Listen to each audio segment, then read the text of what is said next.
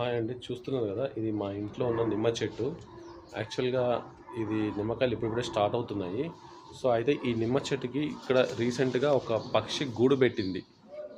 మీకు కనిపిస్తుందా? ఇక్కడ చూస్తున్నారు కదా, ఇది ఒక పక్షి గూడు పెట్టింది.